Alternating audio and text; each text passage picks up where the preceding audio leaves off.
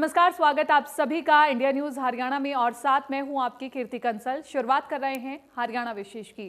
संत शिरोमणि गुरु रविदास जी की जयंती पर पूरे प्रदेश में महोत्सव मनाया गया। चंडीगढ़ में मुख्यमंत्री मनोहर लाल ने रविदास जी की जयंती पर जहां उन्हें नमन कर उनके दिखाए रास्ते पर चलने की बात कही, वहीं कई बड़ी घोषणाएं भी की। इसके साथ ही प्रदेश के अलग अलग जगहों पर कार्यक्रम का आयोजन किया गया, जिसमें कई मंत्री भी शामिल रहे।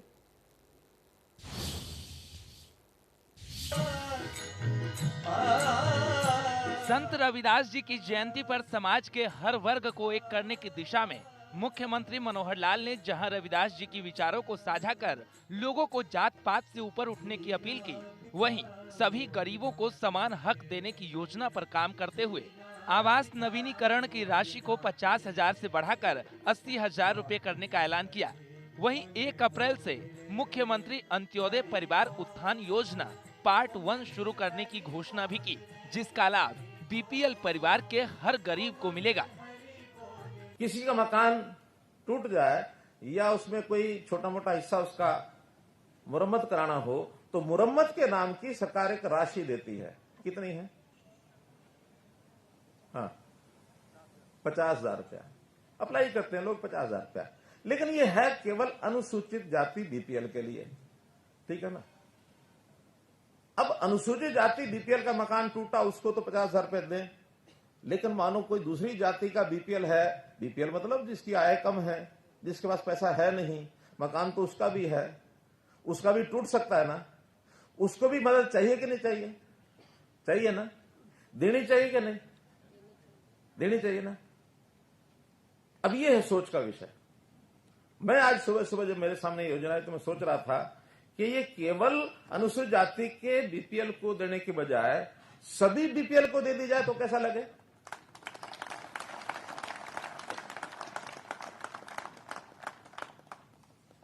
तो पहला काम तो आज इस अवसर पर ये राशि सबको मिलेगी जो बीपीएल के लोग हैं। और अभी तक तो बीपीएल की मान्यता थी साल में जिसकी 1,20,000 रुपए से कम आमदन हो।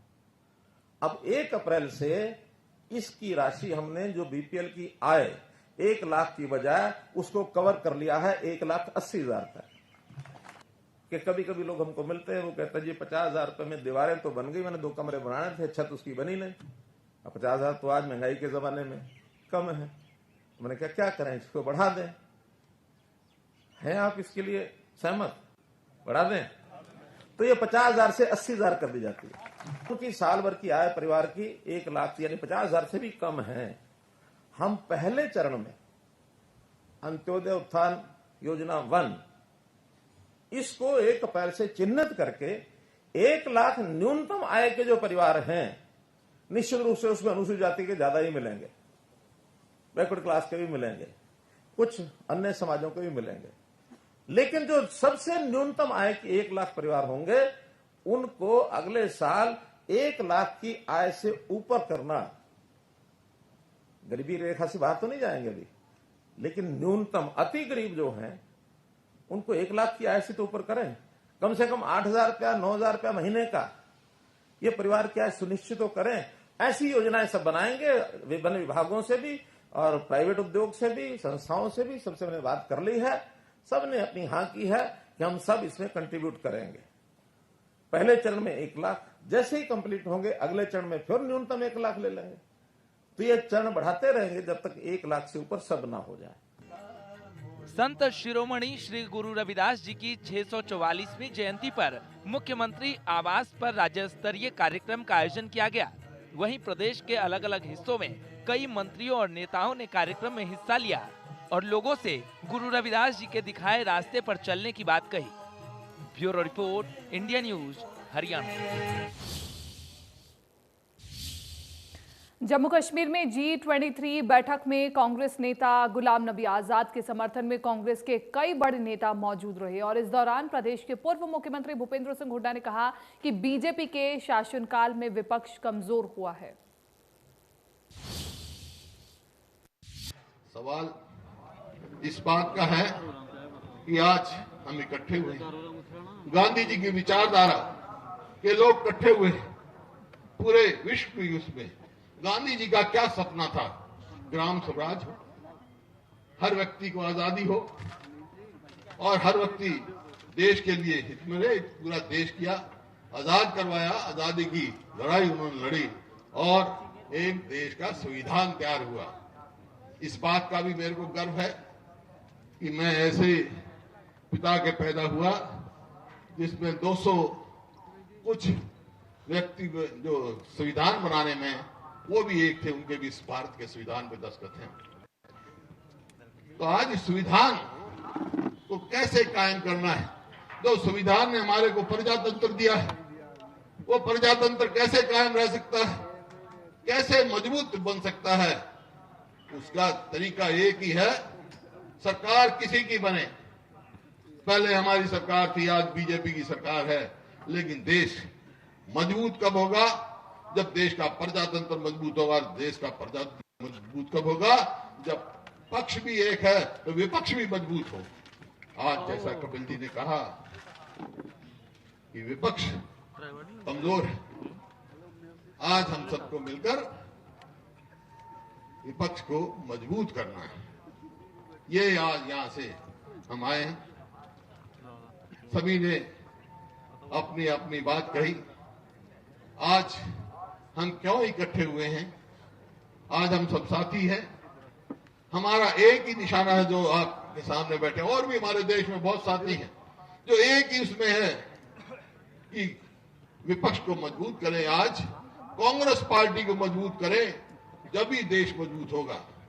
और कांग्रेस कमजोर रह गई, जो और जिस तरह से पीछे कांग्रेस में कमजोरियां आई हैं, तो भाई वो देश के हित में नहीं होगा। विपक्ष कमजोर हुआ तो देश के हित में नहीं। कांग्रेस को मजबूत होना जरूरी है। जो देखो, कांग्रेस में या किसी भी दल में दो किस्म के आदमी होते हैं। हमारी पार्टी में भी दो किस्म के आदमी हैं। कुछ तो कांग्रेस पार्टी में है, कुछों के अंदर कांग्रेस है। तो गुलाम नबी तो उनमें से है जिनके अंदर कांग्रेस है। तो आज उस व्यक्ति के साथ आए, उनके सम्मान मुझे आपने किया है। आज हम यहां से क्या लेके जाएंगे? हम 5-6 साथी आए हैं, अलग अलग सूबे से आए हैं। हम यहां से क्या लेके जाएंगे? हम यहां से एक प्रेरणा लेके जाएंगे जो हमने शुरुआत की है कांग्रेस को मजबूत करने के लिए, प्रजातंत्र को मजबूत करने के लिए। हम उसकी प्रेरणा लेके यहाँ जम्मू से जाएंगे और पूरे देश में जाएंगे और अपनी पार्टी को और देश को मजबूत करेंगे। सिंगू बॉर्डर पर किसानों का आंदोलन लगातार जारी है और इस आंदोलन के समर्थन में सोनीपत के गांव में 35 किलोमीटर लंबी ट्रैक्टरों की श्रृंखला बनाई गई, जो सोनीपत से शुरू होकर गोहाना तक गई। किसानों का कहना है कि ये श्रृंखला उन्होंने रविदास जयंती और चंद्रशेखर आजाद के शहीदी दिवस के अवसर पर बनाई है, लेकिन किसानों का कहना है कि जब तक 3 कृषि कानून रद्द नहीं होंगे आंदोलन जारी रहेगा। वहीं टीकरी बॉर्डर के किसानों के धरना स्थल पर एक बार फिर से भीड़ जुटने लगी है। पिछले 2 दिनों से यहां भीड़ काफी बढ़ रही है। यही वजह है कि किसानों की भीड़ को देखते हुए यहां धरना स्थल पर अब किसानों ने टेंट का दायरा भी बढ़ा दिया है। किसान नेताओं का कहना है कि जिस तरह से किसानों की भीड़ धरना स्थल पर जुट रही है, उससे ऐसा लगता है कि आने वाले दिनों में यहाँ भीड़ का अजब नज़ारा देखने को मिलेगा। और किसान नेताओं ने यह भी दावा किया कि आने वाली 8 मार्च को यहां टीकरी बॉर्डर स्थित किसानों के धरना स्थल पर करीब 1 लाख महिलाओं के पहुंचने की पूरी उम्मीद है।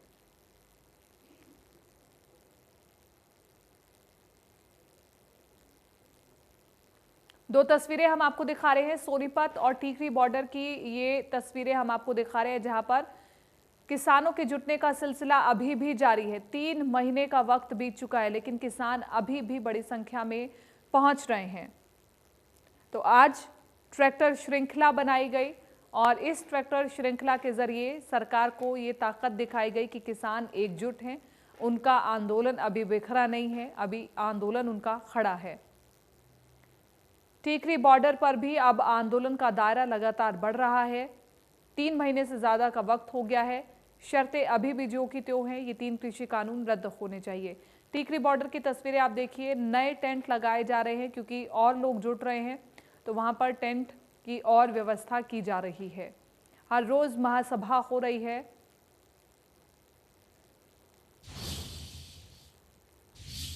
और सफेदों में दीपेंद्र हुड्डा ने अभय सिंह चौटाला पर जुबानी हमला बोला है। दीपेंद्र हुड्डा ने अभय सिंह चौटाला पर बीजेपी के लिए राजनीति करने का आरोप लगाया है। उन्होंने कहा कि जब अभय सिंह चौटाला नेता प्रतिपक्ष थे तो वो भाजपा के खिलाफ बोलने के बजाय भूपेंद्र सिंह हुड्डा को ही निशाने पर रखते थे। अब किसान आंदोलन के दौरान इस्तीफा देकर फिर बीजेपी का साथ दिया है। वहीं बीजेपी प्रदेश अध्यक्ष ओपी धनखड़ और केंद्रीय मंत्री कृष्ण पाल गुर्जर ने किसान आंदोलन को लेकर के कांग्रेस पर निशाना साधा है।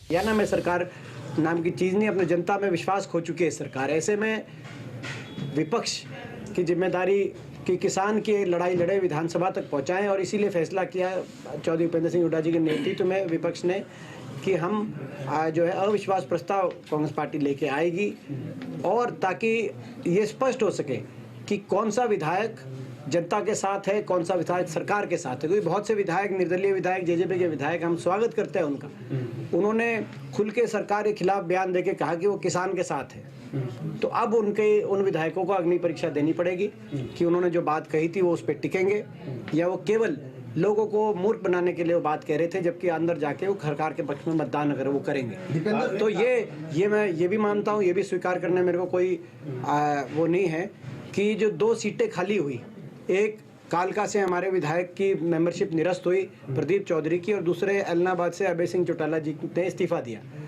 इन 2 सीटों के कम होने से जो अविश्वास प्रस्ताव विपक्ष जो एकजुटता से सरकार को हिलाने का काम करता है इस आंदोलन में, उसमें कहीं ना कहीं हमें नुकसान हुआ है, उसमें हमें जो है बीजेपी को फायदा हुआ है। हमने 74 लाख क्विंटल बाजरा यहाँ खरीदा है। अपने किसान की, बाजरा के किसान की 10,000 रुपए प्रति एकड़ अधिक आमदनी कराई है।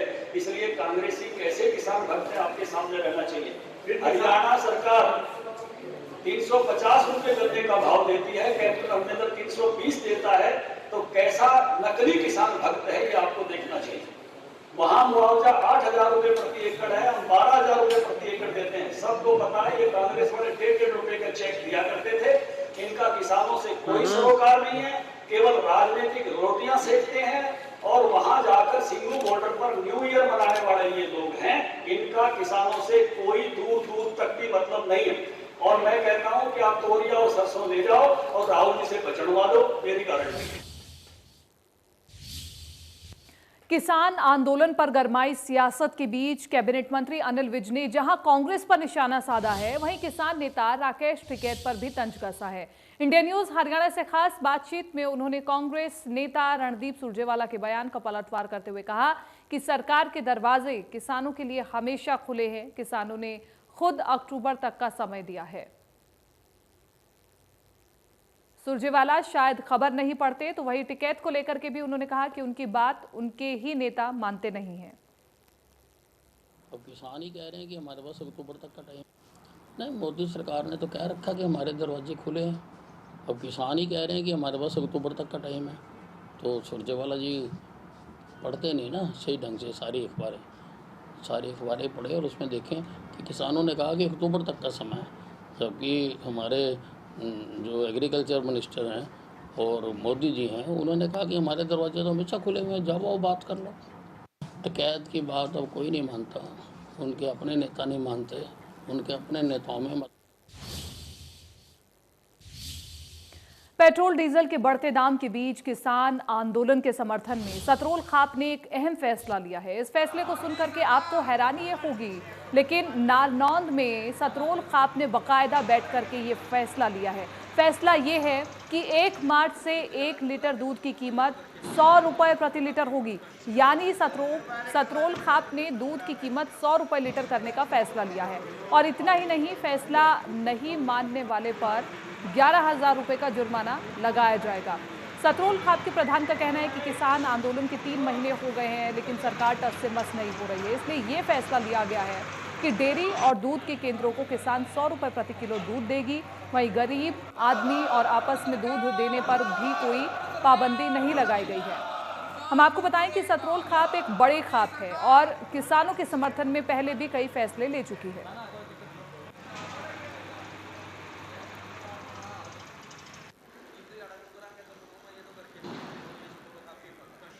की तरफ से मीटिंग करके शांतिपूर्वक एकता के साथ हमने दूध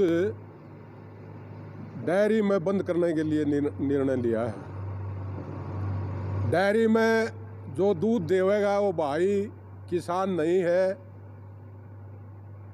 और फिर डेयरी भाईचारे से मतलब तो अपना उसका भाई गरीब भाई को कितना है कि मैं दे दो डेयरी में दूध नहीं देना। एक तो फैसला लिया यूँ, दूसरा फैसला यूँ लिया है हम सरकार ने जन चेतना दिखाना चाहते हैं।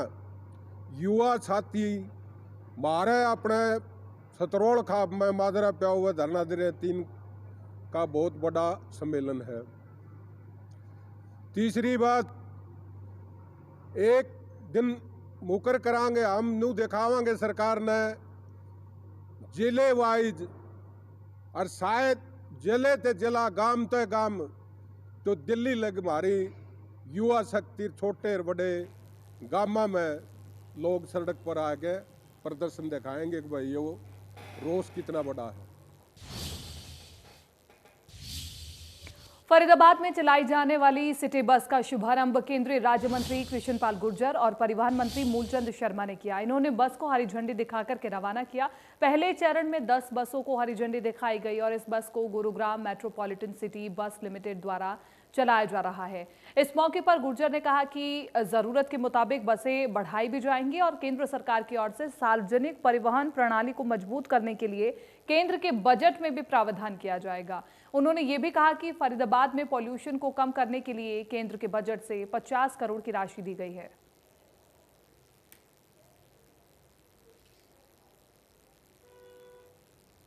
धुएं का है, सड़कों पे गंदगी है, सड़कें टूटी हुई हैं, ये ज़्यादातर उन सब से जिनसे पॉल्यूशन बढ़ता है उन चीज़ों पर ये खर्च होंगे। छिड़काव पे होंगे, पानी से, वो सब पे होंगे ये पैसे खर्च। आज फरीदाबाद में सिटी बस की हमने शुरुआत करी है और सबसे बड़े पॉपुलेशन का शहर है 25 लाख के। चाहे फरीदाबाद की 6 विधानसभा हैं जो शहर में टच है, उनकी आज केंद्रीय मंत्री कृष्ण पाल गुर्जर ने करी है और शहर के लोगों को इसको सबसे बड़ा लाभ मिलेगा। 8-9 साल से हम इन सब चीज़ों पे हमारी 8-10 मांगे जो चल रही हैं कंटिन्यूस, उसमें से एक पूरी होती है तो दूसरे के लिए उम्मीद वापस जागृत होने शुरू हो जाती है। तो हमें ये लगता है कि जो नहर पार विकास मोर्चा ने पूरे गाँव कॉलोनियों ने मिल के काम किया है उससे हमारी ताकत और ज़्यादा बढ़ गई है। अब हम खाली सोसाइटीज़ तक सीमित नहीं रह गए हैं और सोसाइटीज़ की मिडिल क्लास और 50,000 फैमिलीज तक सीमित नहीं रह गए हैं। अब हम अपने आप को 2 लाख, 3 लाख, 4 लाख लोगों के बीच में देखते हैं और लोगों के नेतृत्व में देखते हैं अपने आप को। आज ये बस सेवा जो चालू हो रही है, मैं आपका और साथ में सभी अपने मंत्रीगणों का, हरियाणा सरकार का धन्यवाद करता हूँ। इससे हमारे सीनियर सिटीजन और जो लोग हमारे रोजाना के जो मेट्रो स्टेशन पर मेट्रो पकड़ते हैं और फिलहाल हरियाणा विशेष में मेरे साथ इतना ही। दीजिए इजाजत, नमस्कार।